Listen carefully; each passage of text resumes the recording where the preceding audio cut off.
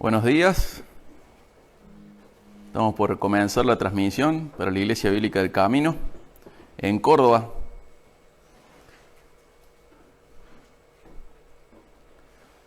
Nosotros vamos a seguir con la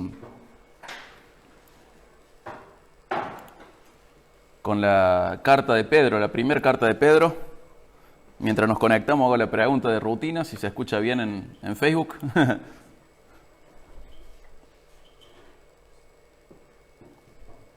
A ver si en los comentarios alguien me responde.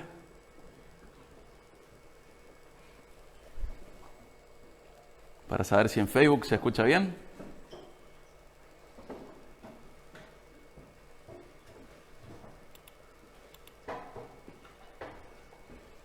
Bueno.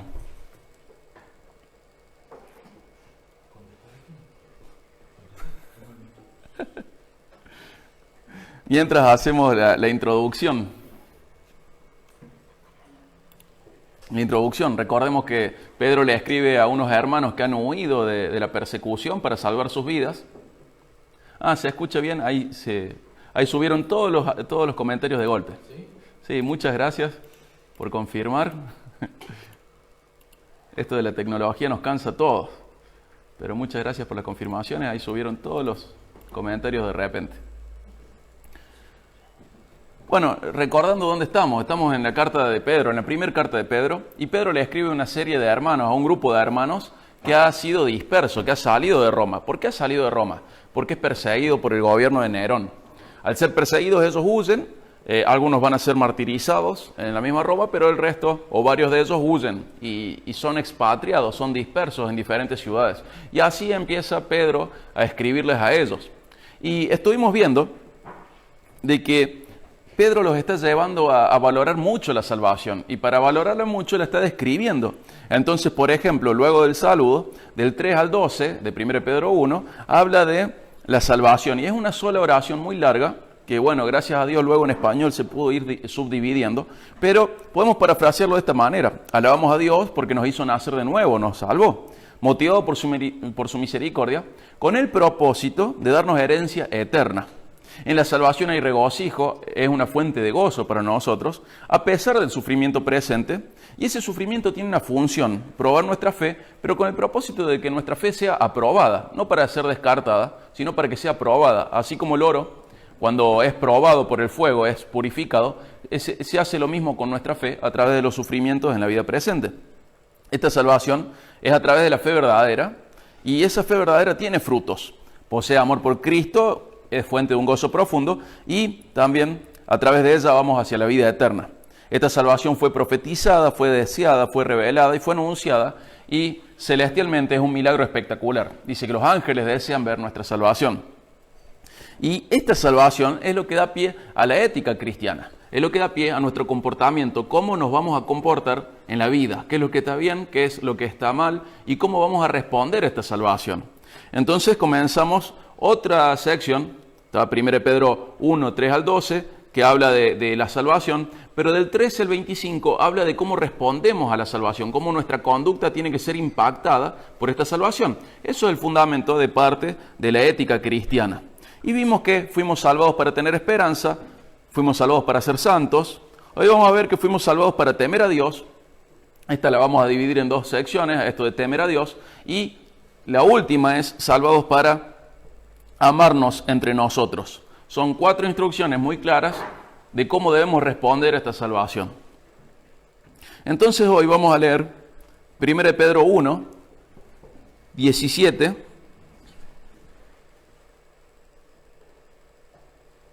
al 21. Recordemos que en 1 Pedro 1:13 nos dice, por tanto, y después describe un montón de consecuencias lógicas de la salvación. Desde el 17 dice, y si invocan como Padre a aquel que imparcialmente juzga según la obra de cada uno, condúzcanse con temor durante el tiempo de su peregrinación. Ustedes saben que no fueron redimidos de su vana manera de vivir, heredada de sus padres, con cosas perecederas como oro o plata, sino con sangre preciosa, como de un cordero sin tacha y sin mancha, la sangre de Cristo. Porque Él estaba preparado desde antes de la fundación del mundo, pero se ha manifestado en estos últimos tiempos por amor a ustedes. Por medio de Él son creyentes en Dios, que lo resucitó de entre los muertos y le dio gloria, de manera que la fe y esperanza de ustedes sean en Dios. Este es el pasaje que nos enseña que tenemos que vivir como consecuencia de la salvación que hemos recibido en temor a Dios. Y vamos a leer de nuevo el 17 y nos vamos a enfocar solo en el 17 hoy, y el domingo que viene vamos a ver del 18 al 21. El 17 dice: y si invocan como Padre a aquel que imparcialmente juzga según la obra de cada uno, condúzcanse con temor durante el tiempo de su peregrinación. Acá nos está diciendo cómo tenemos que conducirnos, ¿sí? A veces en la vida nos relajamos. Por ejemplo, en la escuela, si un profesor nos decía que una tarea no iba a tener nota, lo más natural que, en la mayoría de las personas, no en todas, pero lo más natural que sea que nos pase, es que nos vamos a relajar. Prácticamente que algo no sea probado o calificado es un llamado a la irresponsabilidad nuestra. Imagínense que la policía caminera dijera: bueno, les recomendamos no andar a más de 100 kilómetros por hora. Creo que la mayoría andaríamos a más de 100 kilómetros por hora en la ruta y nos relajaríamos de esa señal. Pero, ¿por qué nos relajamos? Porque creemos que no hay una prueba, que no hay una calificación, que no hay un castigo por lo que hagamos mal. Y ahora, al tener clases a través de Zoom, por ejemplo, y sabiendo que nadie va a repetir año, muchos de los alumnos de hoy se han relajado y no están aprendiendo nada. Y sabemos que lo triste de las consecuencias son para los estudiantes, no para los profesores. Si bien los profesores se frustran por esto y es muy incómodo, el mayor daño lo llevan los alumnos. Y muchas veces podemos ver inmadurez en estas situaciones sin darnos cuenta que en nuestra vida espiritual también tenemos una actitud semejante. Como sabemos que hemos salvados por Cristo, hemos sido salvados por Cristo, sabemos eso, sabemos que no vamos a ser juzgados en sentido de salvación porque Cristo fue juzgado en nuestro lugar, nos olvidamos que sí somos juzgados por nuestras obras. Entonces nos relajamos. Y Pedro quiere evitar que sus hermanos en Cristo tengan esta actitud de relajarse porque han sido salvos. Y esto que Pedro está haciendo nos incluye a nosotros. Entonces Pedro en este versículo está diciendo: ¿dicen que Dios es el Padre de ustedes? ¿Sí? ¿Dicen que el Dios santo, imparcial y justo es el Padre de ustedes? ¿Sí? ¿En serio? ¿Conocen a aquel a quien llaman Padre? ¿Viven teniendo en cuenta el carácter y la naturaleza de aquel a quien ustedes llaman Padre? ¿Cómo impacta la vida de ustedes el conocimiento del Padre? Entonces acá se desprenden dos respuestas de Pedro en su mismo planteo. Entonces, si es así, si Dios es el Padre de ustedes, si ese Dios santo, justo, perfecto, juez de todo, también es el Padre de ustedes, entonces recuerden dos cosas: que juzga imparcialmente a cada uno, y entonces vivan también esta vida temiéndole. Esos son los dos puntos centrales de la prédica de hoy. Recordar que Dios es un juez que juzga imparcialmente a cada uno, de manera individual, y que también tenemos que vivir esta vida temiendo a Dios, temiendo a Dios. Vamos al primer punto: recordar que juzga imparcialmente a cada uno. Dios es nuestro Padre, pero también es nuestro juez, y cada uno de nosotros va a dar cuentas por sí mismo. Acompáñenme rápido a Ezequiel 18. Vamos a leer del 1 al 4 en Ezequiel 18.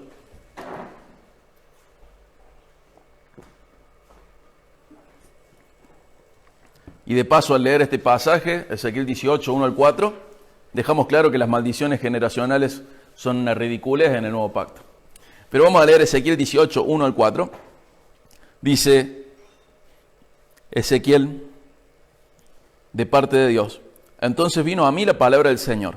¿Qué quieren decir ustedes al usar este proverbio acerca de la tierra de Israel que dice: los padres comen las uvas agrias y los dientes de los hijos tienen la dentera? Le está diciendo: ¿cómo es esto? Que los padres son los que comen una uva que mancha, como la mora nuestra, que mancha los dientes, pero después los hijos son los que tienen todos los dientes manchados. Dice el 3: vivo yo, declara el Señor, que no volverán a usar más este proverbio en Israel. Todas las almas son mías, tanto el alma del Padre como el alma del Hijo. Mías son. El alma que peque, esa morirá. ¿Qué está diciendo Dios a través de Ezequiel en este capítulo? Lo va a seguir desarrollando, pero básicamente está diciendo esto: si los padres viven de una manera, los hijos pueden vivir de otra manera. Y yo voy a juzgar a cada uno según su conducta. No es que por el pecado del padre van a pagar hijos, ni por el pecado de los hijos van a pagar los padres. Estamos hablando independientemente de ser de tropiezo, ¿no? Obviamente que el tropiezo tiene una característica de responsabilidad sobre otros. Pero En este sentido está diciendo, mira, cada uno va a ser juzgado por sus obras y no puede encontrar justificación fuera de sus obras, no puede encontrar justificación y echarle la culpa a su pariente, no puede no responsabilizarse de su propio pecado, y Dios mira cada vida en particular y va a juzgar a cada vida en particular. Entonces dice que el que peque, ese es el que va a llevar el castigo por el pecado. Y hace responsable a cada uno de manera personal. Acompáñame rápido a Colosenses 3:25, donde está repetida esta idea de que Dios no hace acepción de personas. Porque Dios no hace acepción de personas. ¿Pero en qué? ¿En qué no hace acepción de personas? Colosenses 3:25 nos da luz sobre esto. Dice, porque el que procede con injusticia sufrirá las consecuencias del mal que ha cometido. Y eso sin acepción de personas. ¿En qué no hace acepción de personas? Dice, el que las hace las paga. Eso es lo que está diciendo Dios. Cada uno de nosotros es responsable frente a Dios por su conducta. Recordemos que Dios es nuestro Padre, pero también es nuestro juez. Y nos va a juzgar a cada uno de nosotros. Dios es santo y no tolera el pecado, ni siquiera en su propio pueblo. Un ejemplo muy fuerte de esto y muy ilustrativo es el de Moisés en Números 20, en la peña de Meriba. Dios le dice que le hable a la roca y saque agua para el pueblo. Pero sabemos que en el contexto se nos dice que la hermana de Moisés acaba de morir. Entonces Moisés está haciendo duelo por esa persona que prácticamente lo crió en la casa de Faraón, su hermana. Sabemos que Moisés está a cargo de un pueblo que Dios le asignó. Sabemos que Dios ha guiado a Israel a un lugar donde no hay agua, a través de la nube, a través de la columna de fuego. Y sabemos que todo el pueblo se queja con Moisés y no con Dios. Entonces Moisés está encargado, y esta es la segunda generación, 40 años de desierto, y esto está pasando. En los últimos momentos del desierto, el pueblo se queja contra Moisés. Entonces Moisés va, le pregunta a Dios, Dios le dice qué tiene que hacer, le tiene que hablar a la peña. Pero Moisés, está cargado emocionalmente, peca. ¿Por qué? Porque la carga emocional no es un justificativo para que pequemos. Esto es muy importante, porque a veces nos excusamos. La psicología moderna nos lleva a excusarnos por nuestro contexto y nuestra carga emocional. Entonces, tenemos que saber que Dios es un Dios que juzga imparcialmente y de manera perfecta. Entonces Moisés sale en esta situación, le pega a la roca, se enoja con el pueblo, reprende al pueblo, hizo cosas que Dios no le pidió. ¿Y saben cuánto le costó a Moisés esto? A pesar de ser Moisés, el que hablaba como cara a cara con Dios, el que recibía la revelación directa de parte de Dios, siendo el caudillo libertador elegido por Dios para sacar a su pueblo de la esclavitud a la libertad, siendo el momento en el cual estaba velando a su hermana, momento en el cual habían llegado a un lugar donde Dios los había guiado, a donde no había agua. Con toda esa carga y con todas esas cosas, ¿saben qué le costó? ¿Cuál fue la disciplina de Dios sobre Moisés? Dejarlo afuera de la tierra prometida. Al punto que en los primeros capítulos de Deuteronomio, él vuelve a decirle a Dios, Señor, por favor, déjame entrar a la tierra prometida. Y Dios le dice, basta Moisés, no me hables nunca más de esto, no vas a entrar. ¿Es Dios duro? Es Dios santo. Y como santo no tolera el pecado incluso en su propio pueblo. Lo lindo de esto es que nosotros tenemos una eternidad en el futuro y la disciplina solo lo vamos a recibir en esta vida, que es cortita. Pero mientras estemos en esta tierra, con esta carne, con este cuerpo, Dios quiere formar a Jesús en nosotros y utiliza esa disciplina para hacernos más parecidos a Jesús. Moisés termina sus días siendo la persona más mansa sobre la tierra. Y eso es el propósito de Dios al juzgarnos y al castigarnos, porque nos disciplina. En Hebreos 13, ahora tengo una laguna, puede ser Hebreos 12, Dios dice, Hebreos 12, al que ama disciplina, al que toma por hijo disciplina. Entonces este juez justo, por un lado nos juzga acá en la tierra, nos juzga y nos disciplina, y por otro lado también va a juzgar nuestras obras, aunque no nos vaya a castigar, vamos a perder bendiciones o recompensas en el cielo según nuestras obras. Entonces tenemos que saber que este Dios juzga lo que hacemos en el presente, lo juzga acá y también lo va a juzgar en la eternidad. Y va a haber un juicio sobre nuestras obras. Por ejemplo, en Romanos 14:12 dice, de modo que cada uno de nosotros dará cuenta de sí mismo a Dios.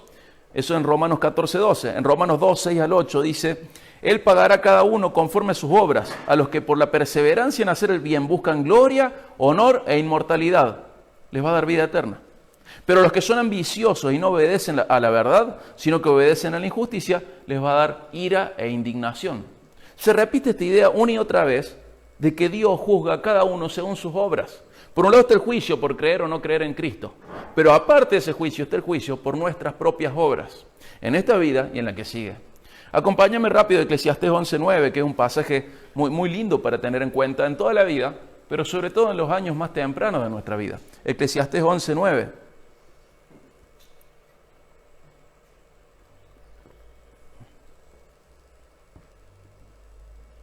Eclesiastés 11:9 dice: Alégrate, joven, en tu juventud, y tome placer tu corazón en los días de tu juventud. Sigue los impulsos de tu corazón y el gusto de tus ojos. Hasta acá, prácticamente el Eclesiastés está diciendo: haz lo que tengas ganas. Tu corazón tiene ganas de hacer algo, a tus ojos le gusta algo, hacelo, hacé lo que quieras.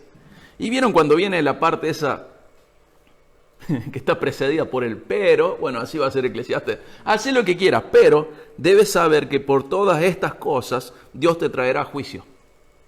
Haz lo que quieras, pero recuerda una cosa: de todo vos vas a dar cuentas a Dios.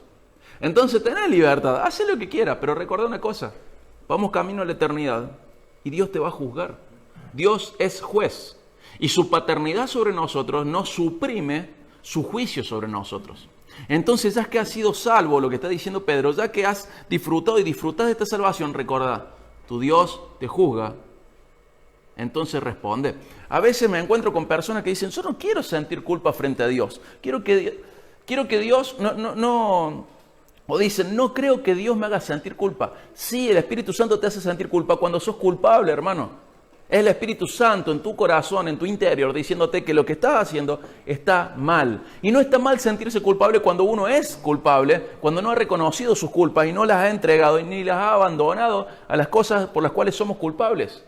Somos culpables frente a Dios cuando estamos pecando. Entonces es el Espíritu Santo trabajando en tu vida diciéndote que algo está mal.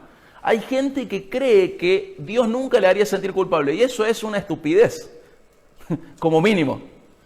Dios sí te hace sentir culpable. ¿Por qué? Porque te hace reconocer que sos culpable. ¿Por qué sos culpable? Porque lo ofendiste. Porque pecaste contra él o contra tu hermano. Somos culpables. Y Dios nos hace sentir así porque nos hace sentir cosas verdaderas, reales. Estar en Dios es también tener una percepción real de la vida. Y dentro de esa realidad está entender que somos culpables frente a Él. Entonces Dios, a través del Espíritu Santo, nos llama a salir de esa culpabilidad, no a tirarla sin sentido, sino a dejar de hacer esas cosas que le ofenden y reconocer que hemos sido culpables, somos culpables, y pedirle perdón por esas cosas. Y dejar nuestras culpas, cuando entendemos que son manifestaciones del pecado nuestro, dejar nuestra culpabilidad cuando hemos recibido la justificación en Cristo. Cuando hemos confesado nuestro pecado, lo hemos abandonado, le hemos dado la espalda y no lo encubrimos. Pero Dios sí nos hace sentir culpables para que nos arrepintamos antes de que Él nos juzgue. Porque Dios va a juzgar a todos. Al punto de que, por ejemplo, en 2 Corintios 5, 9 al 10 dice: por eso, ya sea que estemos presentes o ausentes, ambicionamos agradar al Señor. Tenemos ganas de agradar al Señor. Dice el 10, 2 Corintios 5, 10, porque todos nosotros debemos comparecer ante el tribunal de Cristo para que cada uno sea recompensado por sus hechos, estando en el cuerpo, de acuerdo con lo que hizo, sea bueno o sea malo. En nuestro entendimiento, recompensa significa algo bueno siempre, pero en el lenguaje bíblico, recompensa es lo que mereces por tus obras, es lo que vos mereces. Entonces, fíjate, Dios a través de Pablo les está recordando a la iglesia de los Corintios que todos, incluso la iglesia, incluso Pablo, el apóstol, vamos a ser juzgados por Dios. Y Dios nos va a recompensar según nuestras obras. Si son malas, nos va a dar una recompensa mala. En nuestro lenguaje sería un castigo, una disciplina. Pero si son buenas, vamos a tener una recompensa buena, linda, una bendición. No sabemos cómo Dios va a expresar estas recompensas, pero sabemos que están. Y acá se termina la revelación. No sabemos cómo en el cielo va a ser que alguien sea bendecido con esta recompensa o alguien no vaya a ser bendecido con esta recompensa y reciba algo diferente. Tenemos muy poca luz al respecto. Pero están. Y no debemos vivir esta vida teniendo a Dios como Padre, negando su juicio sobre nosotros. ¿Por qué? Porque Dios quiere que reflejemos su carácter en esta tierra, acá y ahora. Entonces, para reflejar nuestro carácter, su carácter en nosotros, en el nuestro, lo que debemos hacer es dejar que Dios nos siga purificando. Y parte de esa purificación va a venir cuando recordemos que Él es nuestro juez, que Él nos va a juzgar a nosotros. Entonces, sabemos que Dios es nuestro Padre y eso es una realidad espectacular, pero no debe anular ni debe nublar la realidad de su santidad ni de su carácter de juez universal. Obedecer a Dios en un punto no nos habilita a pecar en otro. Dios juzga todo. A veces decimos, bueno, me dio un permitido, como la persona que hace dieta y se está restringiendo un montón de cosas y de repente ve algo que sabe que no tiene que comer, pero va y pica ahí. Porque un permitido, ya que hice hice tan bien las cosas de esta manera, puedo hacer un poquito mal. Entonces creemos que la vida es una balanza, que tenemos que encontrar un equilibrio. La idea de equilibrio es cierta en muchas cosas, pero muchas veces en la vida espiritual no hay un equilibrio, hay un punto justo. No es que pongo un poquito del otro lado, pongo un poquito del otro lado y más o menos compenso. En la vida espiritual no hay compensación de cosas. Si hago malo, está mal. Si hago lo bueno, está bien.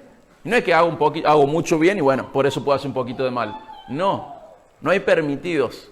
Dios no quiere que pequemos. Dios quiere que vivamos de tal manera que le agrademos a Él. Y esa manera es glorificándole a través de reflejar su carácter santo en nosotros, su carácter amoroso en nosotros, su carácter fiel en nosotros. Gran parte de su carácter está reflejado y debe ser reflejado en nosotros. Entonces tenemos que vivir de esta manera.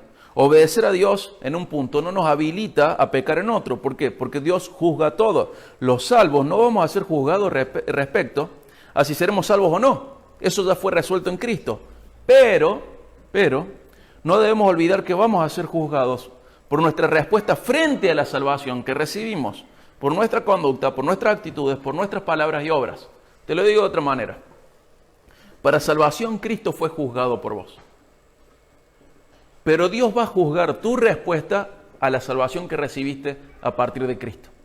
Entonces Dios está mirando y está atento a lo que vos haces con la nueva vida que Él te ha dado. La nueva vida es un regalo de Él para nosotros y nuestra vida es un regalo nuestro para Él. Y Dios va a ver nuestra respuesta. ¿Cuál es nuestra respuesta a la salvación que hemos recibido? Al finalizar vamos a leer un pasaje que tiene que ver con esto. Porque a veces tenemos una idea de Dios muy equivocada, muy errónea, y eso impacta en nuestras vidas. Y lo que busca Pedro, lo que busca Dios a través de Pedro en el cristianismo, es que la verdad de Dios impacte en nuestra vida.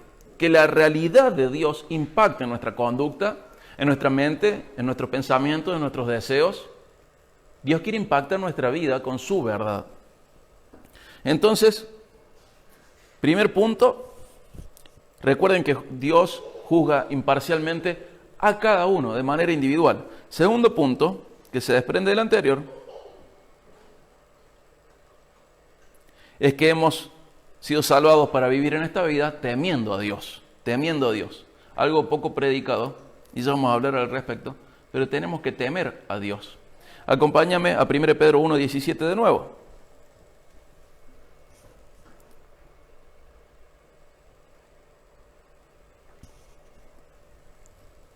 Y si invocan como Padre a aquel que imparcialmente juzga según la obra de cada uno, condúzcanse con temor durante el tiempo de su peregrinación.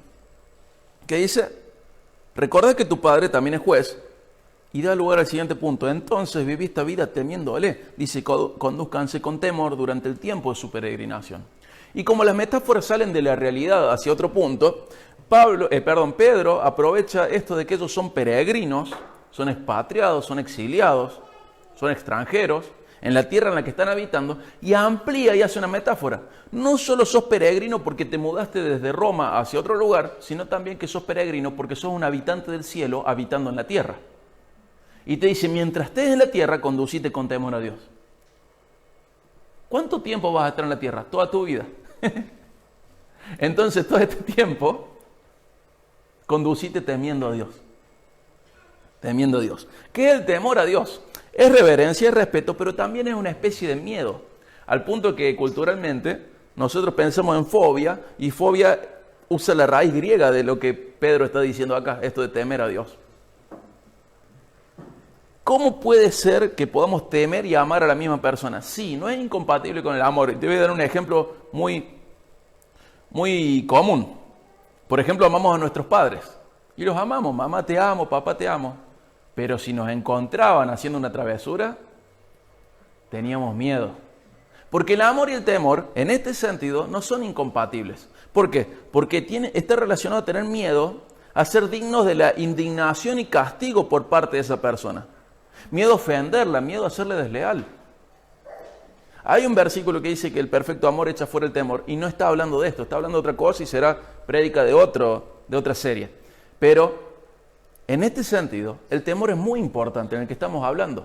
¿Por qué? Porque es tener miedo a ser dignos, merecedores de la indignación y castigo por parte de esa persona, tener miedo a ofenderla, tener miedo a serle desleal. Con nuestro padre es muy claro ese ejemplo. Los amamos, pero si nos encuentran haciendo algo mal, también les tememos. ¿Por qué? Porque vamos a ser merecedores de su indignación y castigo. ¿Por qué? Porque los deshonramos, les ofendimos, les fuimos desleales. Entonces podemos entender que con Dios nos sucede lo mismo. Le amamos y Él nos ama a nosotros. Y esto no quita ni echa fuera este tipo de temor que estamos teniendo en cuenta. Algo muy destacable respecto al temor de Dios es que es el principio de la sabiduría. Fíjate en Proverbios 1.7. Proverbios 1.7.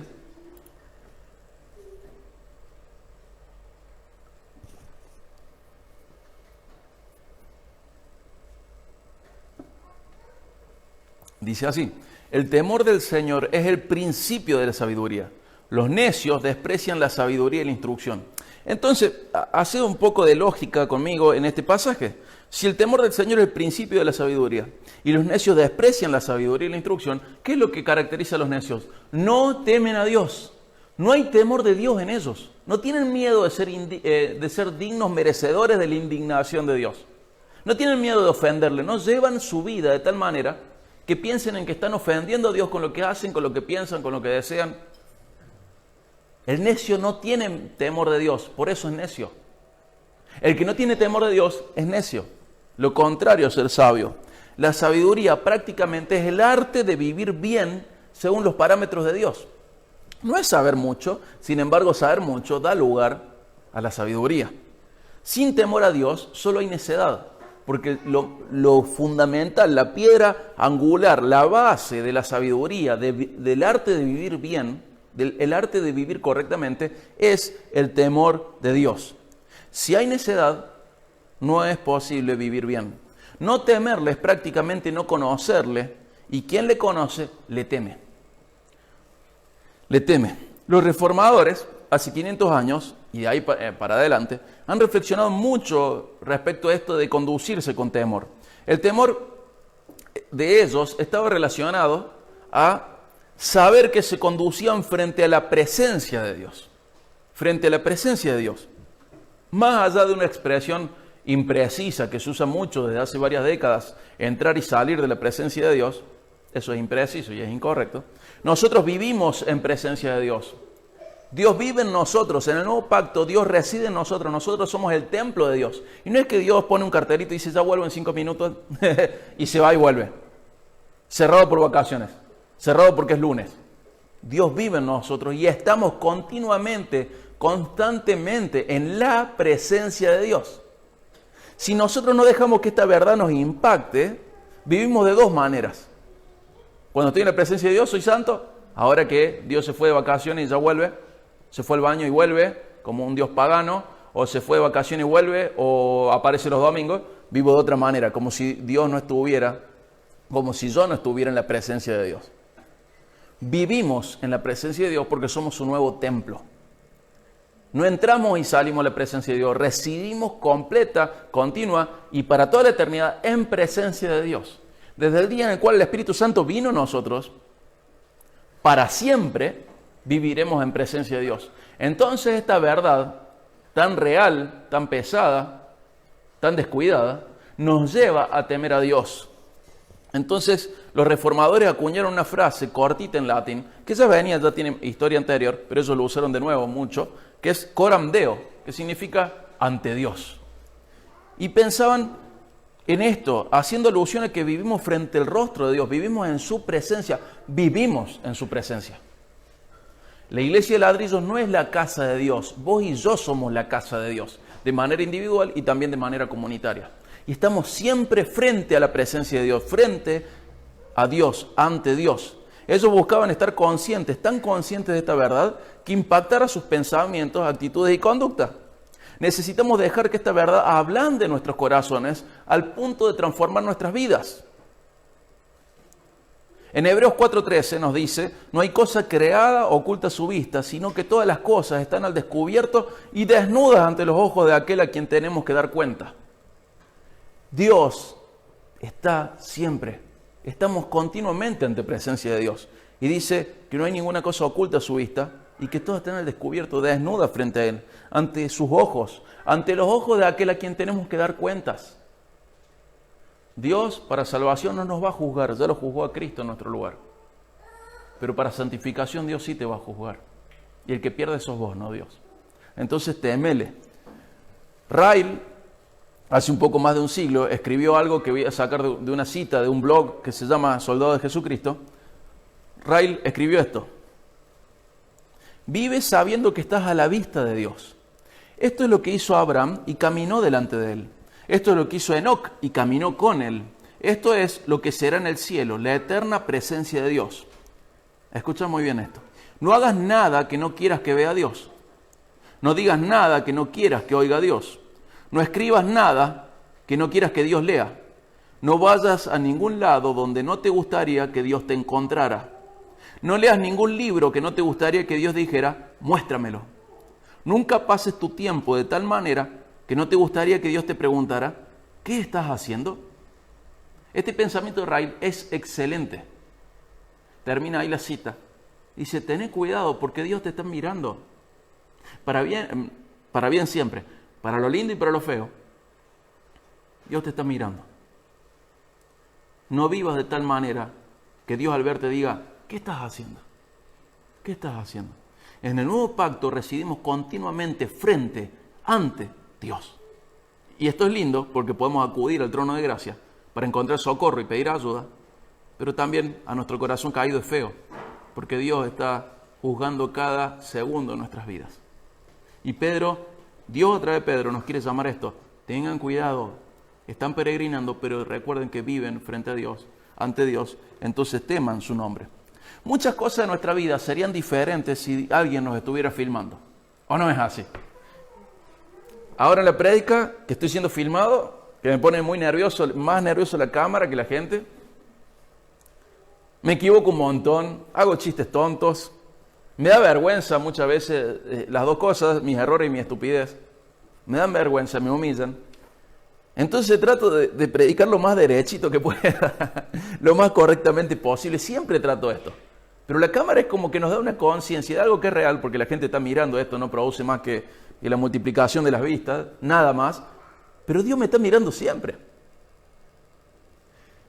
Y la cámara me recuerda esta realidad. Dios está mirando siempre.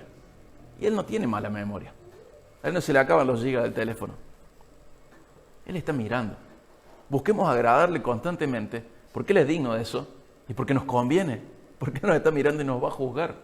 Si alguien mirara tu vida todo el tiempo y tuviera una cámara frente a vos, si vos estuvieras en un reality, tipo Truman Show, el que la vio va a entender la referencia, y está todo frente a un montón de gente y está siendo filmado, quizás al comer cerrarías la boca. Al hablar esperarías que tu boca esté vacía y tu cabeza esté llena, porque hay mucha gente que hace al revés. Tendrías cuidado de cada cosa que haces. Quizás caminarías erguido y todo. Quizás no escribirías algunas cosas que escribías en las redes o en el celular. No mirarías las mismas cosas, porque hay alguien mirándote.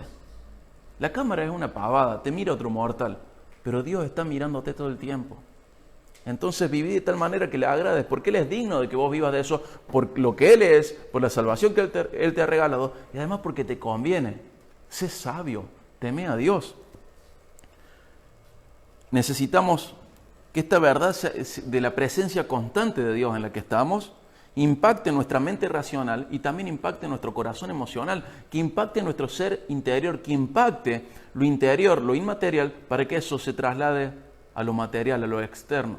Vivimos ante Dios y nunca más, gracias a Dios, nunca más vamos a vivir de otra manera. Desde que el Espíritu Santo reside en nosotros, vamos a vivir por siempre, desde ese momento en adelante, ante Dios. Ante Dios. Acompáñame a Jeremías 32:40 para leer una profecía sobre el nuevo pacto, para ver parte del propósito de nuestra salvación. Jeremías 32:40.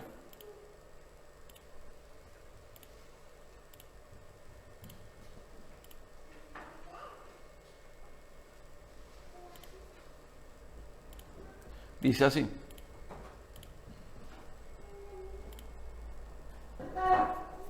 haré con ellos un pacto eterno, de que yo me apartaré de ellos para hacerles, que yo no me apartaré de ellos para hacerles bien. Mira qué lindo acá. Dice, voy a hacer un pacto eterno con mi pueblo. Israel estuvo incluida, o parte de Israel, mejor dicho, está incluida en este pacto, y nosotros los gentiles hemos sido incluidos, injertados en este pacto. Y dice, haré con ellos un pacto eterno, de que yo no me apartaré de ellos para hacerles bien. Qué lindo. Dios no se va a apartar de vos para hacerte bien. Pero fíjate cómo sigue. Infundiré mi temor en sus corazones para que no se aparten de mí. Yo creo que nunca escuché una prédica respecto a este punto. Pero Dios dice, no me voy a apartar de vos porque te quiero hacer bien. Y además voy a poner mi temor en tu corazón para que vos vivas bien. Has sido salvado para temer a Dios, porque ese temor es el principio de la sabiduría y da lugar a la santidad, a vivir correctamente. Dios, así como está velando por tu vida, está encima de tu vida para hacerte bien, también está sobre tu vida y en tu vida para que le temas y de esa manera seas sabio, de esa manera vivas correctamente y de esa manera no te apartes de Él, que no te apartes de aquel que te quiere hacer bien. Esto es hermoso. Dice, no me apartaré de ellos para hacerle bien y también infundiré mi temor en sus corazones para que no se aparten de mí. El que te quiere hacer bien no se va a apartar de vos, pero además puso en tu corazón temor a Él para que vos no te apartes de Él. ¿Y quién es Él? Aquel que te quiere hacer bien. Te conviene temer a Dios, porque de esa manera no te apartas de Él, de esa manera sos sabio y vivís correctamente, y de esa manera retribuís algo a Dios de todo lo que te ha dado. Tu vida es un regalo a Él. Va a ser un regalo feo, sucio o lindo y agradable, pero tu vida es un regalo a Dios. Vos sos la gran ofrenda a tu Dios. A esta generación contemporánea, los que estamos vivos hoy, a lo largo de los años o décadas, se nos enseñó no temer a Dios. Al mismo tiempo, a esa generación se le enseñó tan mal que es muy difícil que puedan decir escrito está, refiriéndose a la Biblia y usándola con precisión. Hay una relación entre esto. La generación que no sabe decir escrito está, aunque use la Biblia, aunque muchos no la usan y pocos sí la usan, además la usa mal. Y esto no es una hazaña. El diablo usó la Biblia en el desierto, en la prueba y tentación de Jesús, y la usó mal. El desafío no es usar la Biblia. Tristemente muchos ni siquiera la usan, pero el desafío es usarla con precisión a la Biblia. Y en la misma generación a la cual se le enseñó a no temer a Dios y le dijeron, no, respetarlo como si fuera el presidente. ¿Qué presidente? ¿Qué rey? Estamos hablando de Dios y le tenemos que temer para no apartarnos de Él. En Éxodo, cuando Dios da sus mandamientos, dice, no tengan miedo, pero sepan que ese miedo les ayuda a cumplir los mandamientos. Entonces el temor es bueno, es la fuente, es el primer escalón para ser sabio, para vivir correctamente. Y esta misma generación que no puede decir escrito está de manera precisa, es la generación a la que se le enseñó no temer a Dios. Y hay una relación entre las dos cosas. Iglesia, es tiempo de conocer al Dios de la Biblia, al Dios no predicado. Tengo que hacer una serie sobre eso. Al Dios no predicado. Se nos enseñó un Dios a la carta, como si entráramos a un restaurante en la Biblia y dijéramos, esto me gusta de Dios, esto no me gusta, ay, qué linda esta parte no me gusta. Hemos caído en un lugar tan ridículo frente a Dios, de que aunque llamemos de la misma manera que los verdaderos cristianos llaman al Dios vivo, estamos adorando a otro Dios que es más compinche con nosotros y tiene más nuestra forma. Hemos, como dice Romanos 1, dejado de lado la gloria de Dios para adorar algo en semejanza de hombre, a un Dios más parecido a nosotros. Y la salvación no se trata de que Dios se vaya haciendo más parecido a nosotros, sino de que nosotros nos vayamos haciendo más parecidos a Dios. Y el temor es una gran herramienta en este camino de hacernos más parecidos a Él. Hay una relación directa entre la ignorancia bíblica y la falta de temor a Dios, y también entre la necedad y estas dos cosas, la ignorancia bíblica y la falta de temor a Dios. Dios nos salvó para temerle. Acompáñame a Hebreos 10, 26 al 31.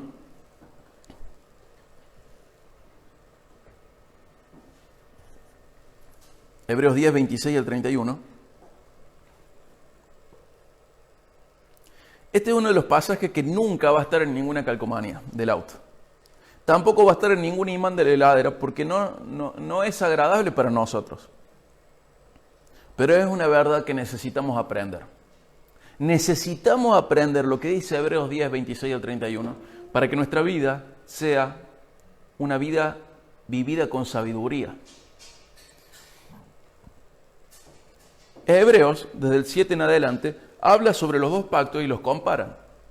Y ahora va a hacer una comparación. Él dijo que, bueno, lo va a decir ahora, lo leo, Hebreos 10, 26 al 31.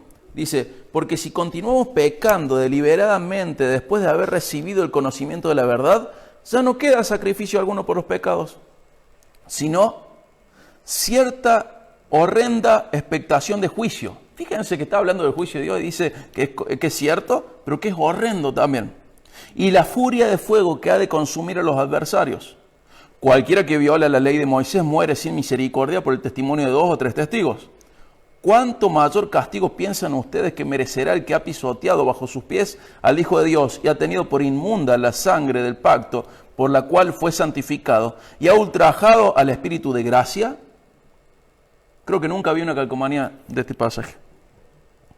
Pues conocemos a aquel que dijo, mía es la venganza, yo pagaré. Y otra vez, el Señor juzgará a su pueblo. El Señor juzga a los suyos. Y el 31 dice algo que nunca va a estar en ningún tatuaje, ni en ninguna calcomanía, ni en ningún imán. Horrenda cosa es caer en las manos del Dios vivo. Dios quiere que le temamos, pero porque nos conviene vivir en temor de Dios. Temamos a Dios teniendo presente que también es nuestro Padre, pero que este Padre es nuestro juez. Vivamos de manera sabia. Y vamos a leer ahí en Hebreos 10, el último pasaje de hoy. Pero ahí en Hebreos 10 nos dice cómo es esta vida sabia. Tiene también algo muy cortito. Esto es para finalizar ya. Los dos puntos principales de hoy es que hemos sido salvos para temer a Dios. Si Dios es nuestro Padre, recordemos que Dios juzga imparcialmente a cada uno. Ese es el primer punto. Recordemos que Dios juzga imparcialmente a cada uno. Entonces vivamos esta vida temiendo a Dios. Esos son los dos puntos de hoy. Recordar que nuestro Padre es juez también y nos va a juzgar. Y también recordar que en consecuencia tenemos que vivir de tal manera que le temamos. Y eso nos lleva a la sabiduría y eso nos lleva a vivir correctamente. Es el arte de vivir bien la sabiduría. Hebreos 10, 19 al 23 dice así.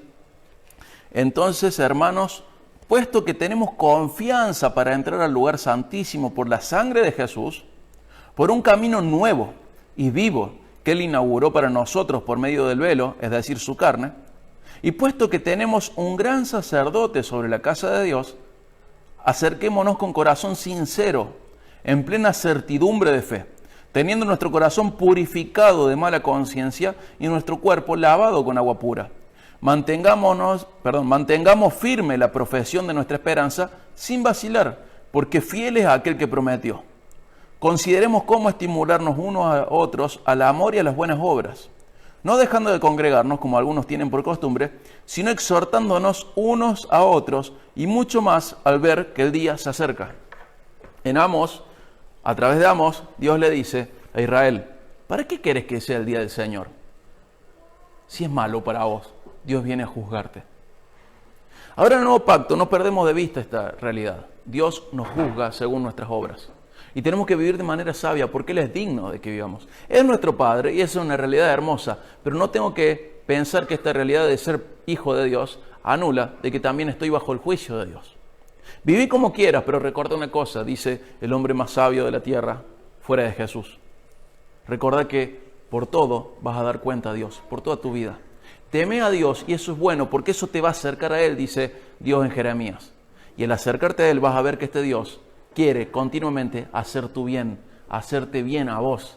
No se quiere apartar de vos para hacerte bien, pero para que no te apartes de Él, Él pone su temor en vos. Y hemos sido salvos para temerle.